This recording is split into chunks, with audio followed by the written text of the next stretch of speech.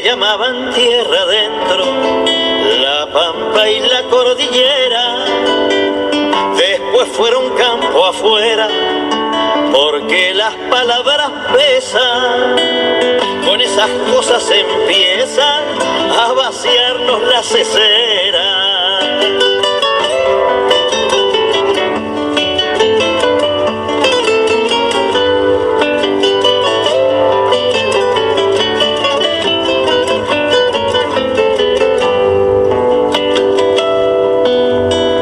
Empiezan cuando en la escuela no hablan del común destino, ni explican por cuál camino llegamos. 11:44 minutos, continuamos en ¿Y vos qué pensás? En 102.7 Radio Tortuga, y ya estamos con el politólogo Aurelio Argañarás. Hablan del ornitorrinco. Bueno, Aurelio, ya estamos. ¿Cómo te va? Bien, Aurelio.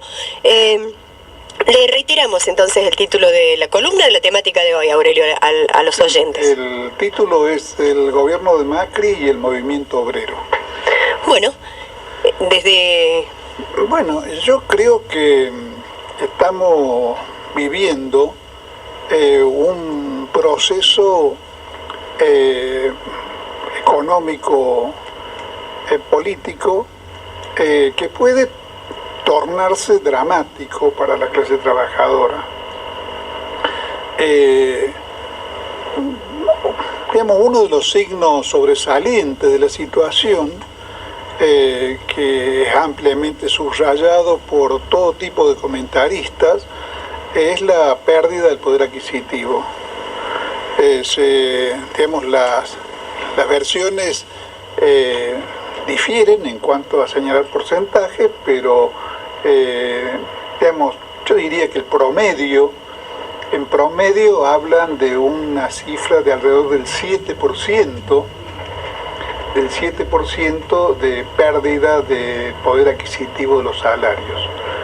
Desde el gobierno o desde las usinas ideológicas afines al gobierno, sí, se plantea a veces que como los convenios en estos últimos años han sido siempre o generalmente hechos con un sistema de escalonamiento de los porcentajes de aumento, es decir, se fijaba, por decirlo así, un 10% en marzo, un 12% en agosto y un resto del 9% en noviembre, digamos, no era un cambio brusco, sino un cambio que iba incrementando a lo largo del año los salarios.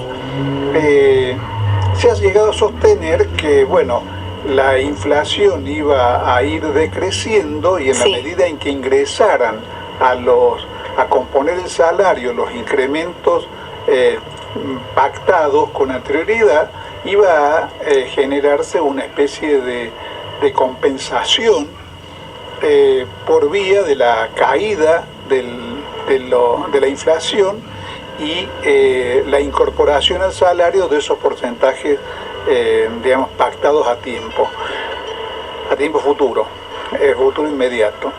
En realidad, varias de esas cosas son muy discutibles porque, por ejemplo, hay numerosos economistas, inclusive, digamos, economistas que digamos, responden a la misma filosofía del gobierno, que sostienen que en octubre vamos a ver un recrudecimiento de la inflación después de haber visto un retroceso de los porcentajes en el mes de agosto y de septiembre, que en parte estaba determinado por el tema de cómo fueron, digamos, operativamente las tarifas de gas, que, bueno, en la medida en que quedaban sin efectos, incidían sobre el índice de la inflación, digamos, bajando el porcentaje que se había cargado antes de que hubiera fallos judiciales que anularan los aumentos. Así es, No sé sí, si me sí, explico. sí. Ahora se empiezan a recibir las tarifas. Ahora se empiezan a recibir las tarifas y empiezan a incidir. Pero además no es ese el único factor. Porque, por ejemplo, los diarios de la semana pasada, la semana que ha pasado ahora, que estamos concluyendo, hablan de un nuevo incremento en los precios de la carne. Sí. Bueno, y de otros productos que pareciera que van a alimentar la inflación, y es casi podría descontarse que las mejoras o los alivios que el movimiento obrero pueda llegar a obtener en estas negociaciones que se están haciendo con el gobierno de Macri van a ser, en cuanto aparezcan como como un pacto ya firme, van a ser inmediatamente trasladados los precios. Como sucede siempre, siempre así es. Siempre que los empresarios han tenido piedra libre para hacer con los precios lo que se les dé la gana. Ante esa situación, pero aún esa caída en el poder adquisitivo de los salarios o de los ingresos, porque hay gente que tiene ingresos que no son salariales, y que en algunos casos se ha tornado dramático porque hay indicadores que hablan, sobre todo provenientes de los centros de almaceneros, del comercio de alimentos, que hablan de sustituciones de los productos que la gente adquiere con el objeto, sustituciones que están dirigidas a disminuir el gasto que efectúan en alimentarse. Sí. Sustituciones, en lo primero que se expresan es en la búsqueda de segundas marcas, pero en un segundo momento terminan expresándose en cambios en la dieta alimentaria. Y esos cambios, por ejemplo, sustituyen comidas con determinada capacidad de nutrición y de provisión de proteínas y de productos necesarios para la salud, sí, para el gasto de energía humana, por productos que significan una caída en los niveles de la alimentación. Porque, por ejemplo, cuando la gente empieza a sustituir carnes por fideos, claro, carbohidratos, entonces empieza a consumir harinas, ¿no? Y deja de consumir productos de mayor calidad alimenticia. Bueno, todos esos procesos que están ocurriendo y que algunos indican que está, afectando la calidad sanitaria de la alimentación ya en este momento, de todos modos son síntomas de un proceso que yo creo, y es desdichado tener que decirlo porque a uno no le gusta dar malas noticias, que creo que en realidad recién comienza. Estamos viendo, la lectura de los diarios se ha transformado en un ejercicio o en una costumbre amarga. Estamos viendo todos los días noticias como, por ejemplo, el adelantamiento de las vacaciones por parte de Arcor. Sí. Hay un adelantamiento de vacaciones a 400 empleados, algo así, sí. Lo de Arcor, no sé si ha sido una especie de señal, como cuando se dispara una bengala para iluminar un ambiente, o si simplemente ha sido algo que tuvo el carácter de una noticia destacada porque se trata de Arcor, pero en realidad el sistema de adelantamiento de vacaciones está cundiendo en toda la industria, está, por ejemplo, generalizándose en las fábricas de autopartes.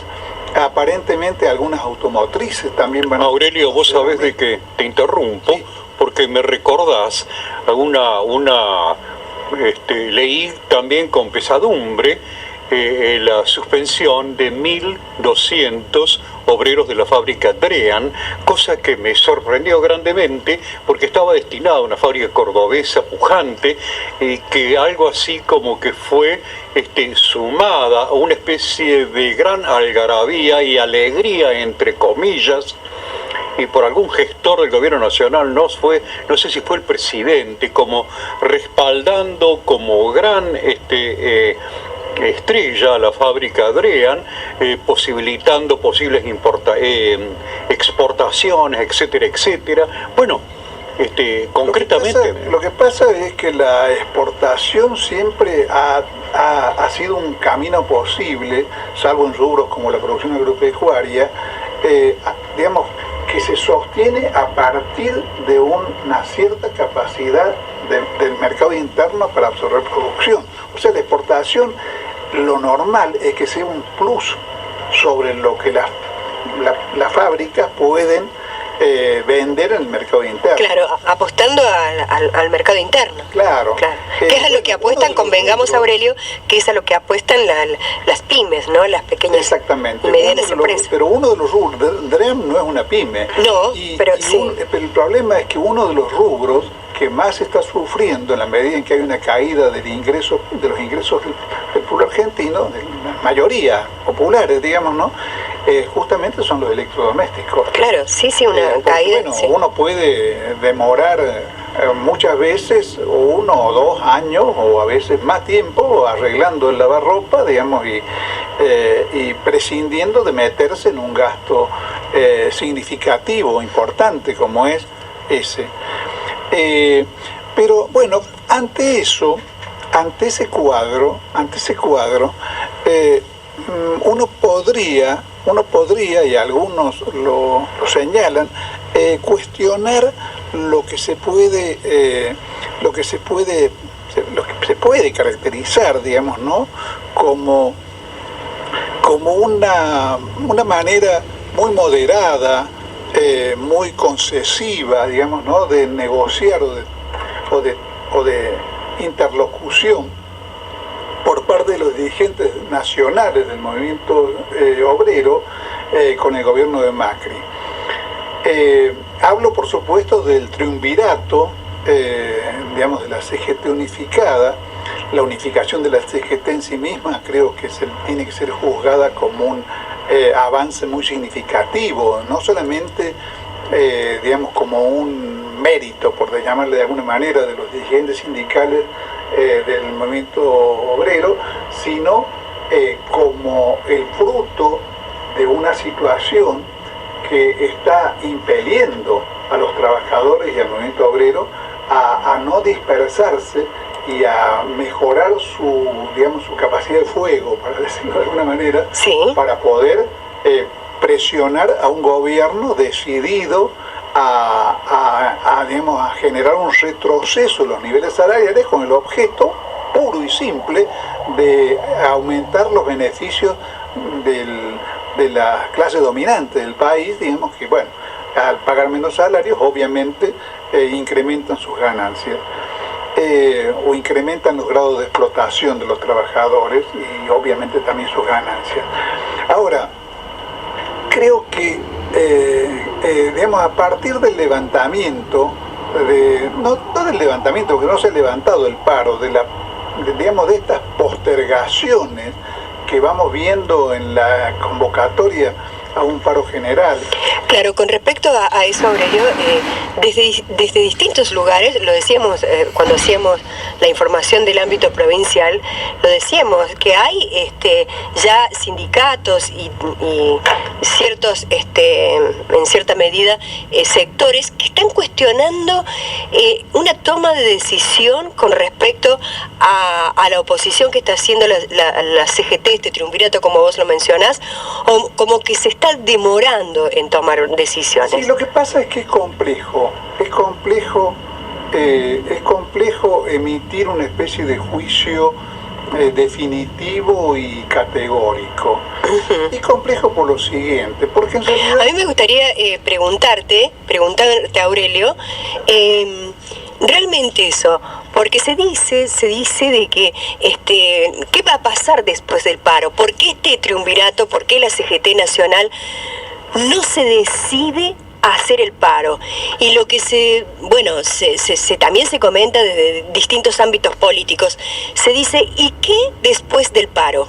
Bueno, es que ese problema, digamos, bajo esa fórmula, digamos que podría parecer muy acotada, digamos, y que se ha mencionado muchas veces como un problema que tienen en cuenta los dirigentes CGTistas, sí. ¿qué hacemos el día después?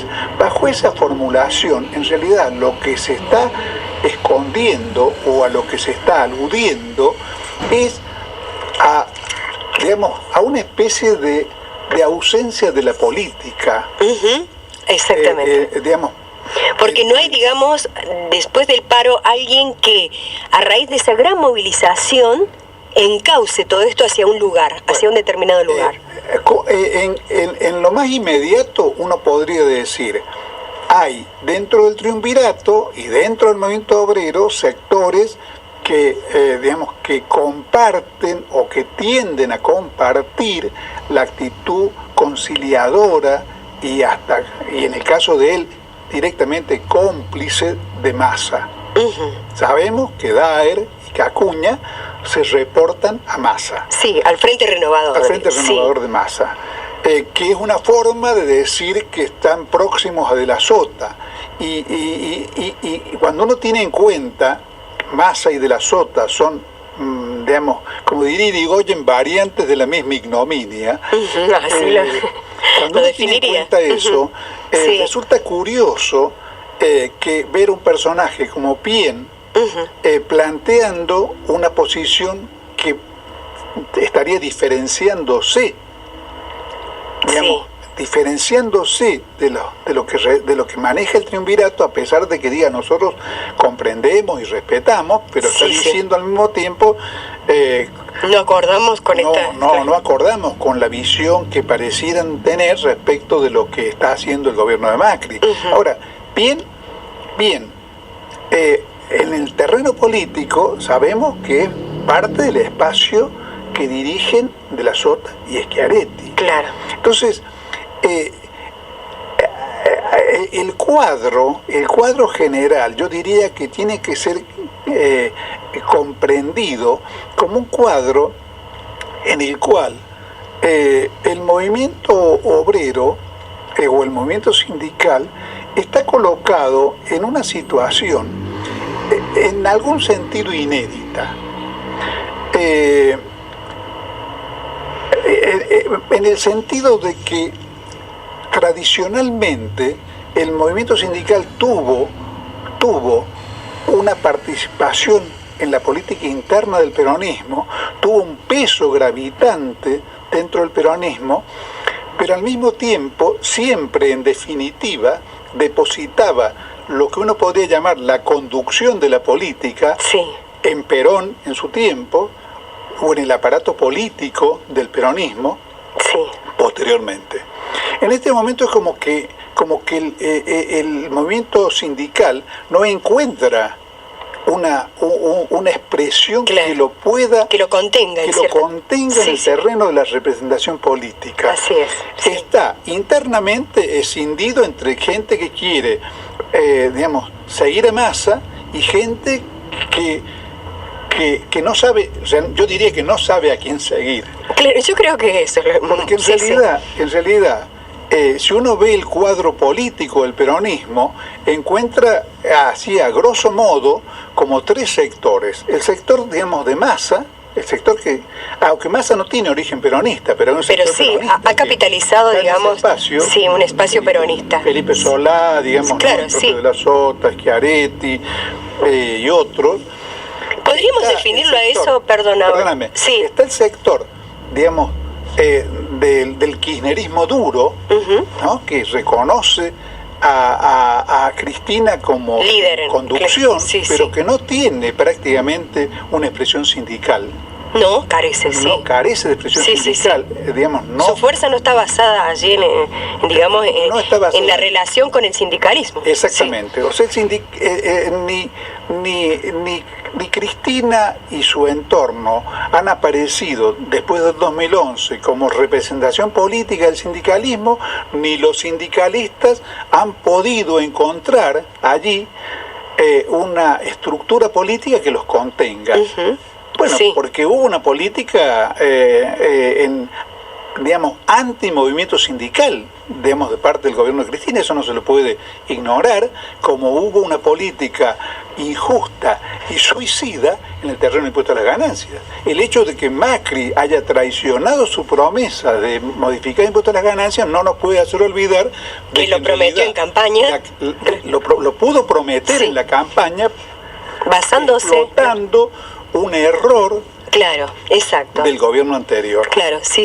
Lo que Macri estaba haciendo, explotando un error y una injusticia y un error político muy grave que había cometido el gobierno de Cristina Kirchner desde el 2011 en adelante. Bueno, y está además, yo estaba hablando del peronismo, está Massa entonces el kirchnerismo, y al medio, digamos, donde está, yo diría, el sector mayoritario del peronismo, porque ténganse en cuenta que ni Massa tiene, salvo el gobierno de Córdoba, un poder territorial en las provincias, ni Cristina lo tiene, porque en realidad Cristina solamente lo tiene si es que responde, como creo que responde, a la jefatura de Cristina en la provincia de Santa Cruz. El resto del peronismo, el resto de los gobernadores peronistas, el sindicalismo, digamos, el grueso del sistema de intendentes que no están con Massa y que no están con Cristina, en la provincia de Buenos Aires, por ejemplo, forma un conjunto preocupado por la gobernabilidad inmediata de sus jurisdicciones, de sus ciudades o de sus provincias, que no encuentra una jefatura política reconocida.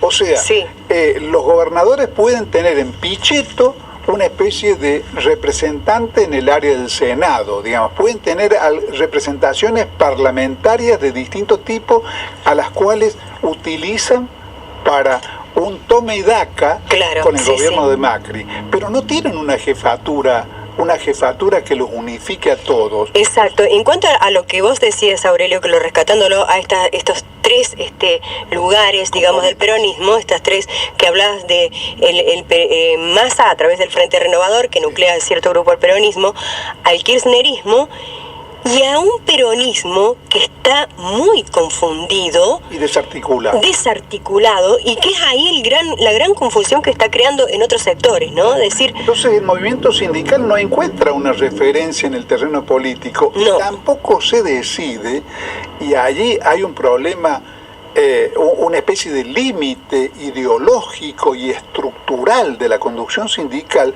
Tampoco se decide a construir ella una representación política, porque todo este cuadro creo que se comprende mejor si uno recuerda que en algún momento, y como parte de la pelea con Cristina Kirchner, aparecieron las afirmaciones de Moyano de que un dirigente sindical tenía un legítimo derecho a aspirar a ser presidente de la República. Bueno, y Cristina le respondió que ella también era una trabajadora, cosa que en realidad era un eufemismo, porque digamos un profesional y político profesional acaudalado, además, y no lo digo en un sentido crítico, como es la familia de los Kirchner, de ninguna manera puede aducir que digamos una identidad de trabajador. Eso es tan falso, y lo digo para disminuir la responsabilidad de Cristina en eso, es tan falso como que cuando se hablaba de Perón como el primer trabajador, porque el primer trabajador no es alguien que labura mucho. Un un trabajador no es alguien, un empresario que trabaja mucho, o un militar que trabaja mucho, o un político profesional que tiene muchas horas. Estamos hablando del trabajador de la clase obrera, estamos hablando en este caso. Cuando uno dice un trabajador, está hablando de alguien que vive de un salario y que tiene un lugar determinado en la estructura productiva. Entonces no es una cuestión de usar esa palabra para cualquier cosa. Bueno, a continuación ya ha generado una disputa, una ruptura entre el movimiento sindical, o una parte importante del movimiento sindical, y el gobierno de Cristina. Moyano constituyó el famoso Partido del Trabajo, la Producción y la Cultura. Sí, bueno, sí, recuerdo.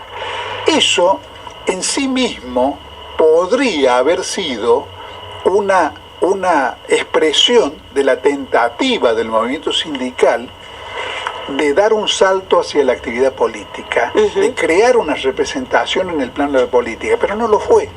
No lo fue porque en realidad el partido de Moyano terminó siendo un sello, porque en realidad Moyano no tenía claridad política para encauzar eso, porque el único encauzamiento razonable de la actividad de ese partido era ser una fuerza independiente que respaldara con independencia crítica, pero que respaldara, por lo menos contra Macri, a lo que representaban las candidaturas kirchneristas, a que respaldara, por ejemplo, con absoluta firmeza la candidatura de Scioli, cosa que, como sabemos, no ocurrió. Al contrario, Moyano apareció complicado con la candidatura de Macri, aunque nunca llamó expresamente a votarlo, pero apareció complicado. Claro, pero lo respaldaba, digamos, en actos políticos que, sabiendo leer el mensaje que eso significa. El acto de homenaje conjunto a Perón de Macri y Moyano, bueno, es una especie hay una lectura para hacer, hubo una lectura para hacer con respecto de qué lado estábamos. Por lo menos lo sacó a Macri, por lo menos le sirvió a Macri para sacarse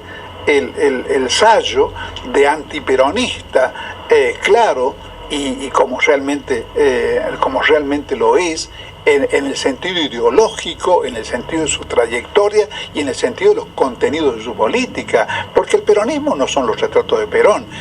Y parte de los problemas que atravesamos en esta especie de época que pareciera ser una época de transición, y como todas las épocas de transición, una época llena de cosas confusas, donde las verdades son verdades a medias y donde todo debe ser juzgado como a medias, digamos, ¿no? Como inseguro, como inestable.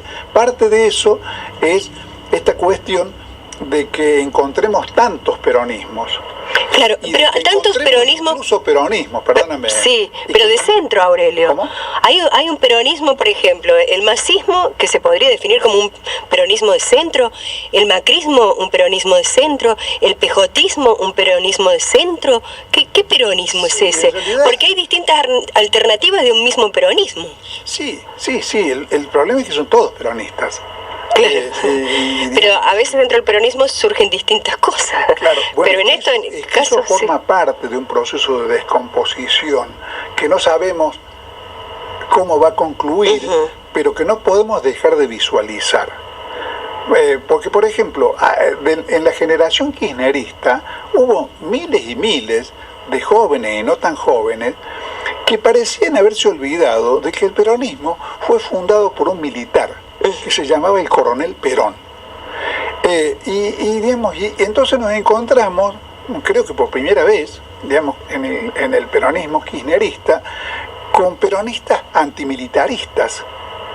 Así como nos encontramos en la Argentina, y creo que todavía hay, con chavistas para los cuales el comandante Chávez no era un militar. Porque, tarados, en el sentido ideológico, tarados, como producto de la experiencia que tuvo la Argentina en el proceso, consideraban que todo militar era sinónimo de Videla o de Menéndez, cuando la historia de América Latina muestra que hemos tenido a Perón, hemos tenido a Vargas, hemos tenido a Velasco Alvarado en el Perú, hemos tenido a Mosconi, hemos tenido a Baldrich, hemos tenido docenas y centenares de militares que fueron patriotas. Entonces, eso es, entonces, una de las cosas que no se registra en el peronismo es que el peronismo originario era un frente entre el ejército y la clase trabajadora. Y eso hace muchos años que dejó de ser. Que dejó de serlo. Y lo que estamos viendo son procesos también de desagregación de ese movimiento, porque ahora hay una especie de falta de correspondencia entre lo que busca la rama política y el movimiento obrero. Y con eso, hay un divorcio en eso, y convengamos también... Con eso cierro, pero eso es un factor, y con eso terminamos, eso es un factor que evidentemente debilita las estrategias del movimiento obrero, y las acota a un plano meramente reivindicativo. Pareciera ser que el problema, por ejemplo, en el caso de Córdoba que vos mencionabas, es el problema jubilatorio, los problemas de precarización laboral y otros problemas de tipo reivindicativo, que en realidad yo no digo que el movimiento obrero deba desconocerlo, si existe para atender esos problemas, pero esos problemas deben ser encuadrados en un marco político, porque, digamos, ¿qué sentido tiene? No es que no tiene sentido, puede llegar a carecer de sentido y a carecer de base la lucha por sostener el salario si nos vemos en un cuadro como el que parece pintar de desocupación generalizada. Claro, el camino es la política, sin lugar a dudas. El camino es la política, sin dudas. Porque sí. no hay medidas reivindicativas parciales que puedan resolver el problema si la política es la política de Macri. Y perdedores que no distinguen errores ni entran en la discusión pensando que la nación es asunto de doctores. Si quiere ver un tilingo, métase un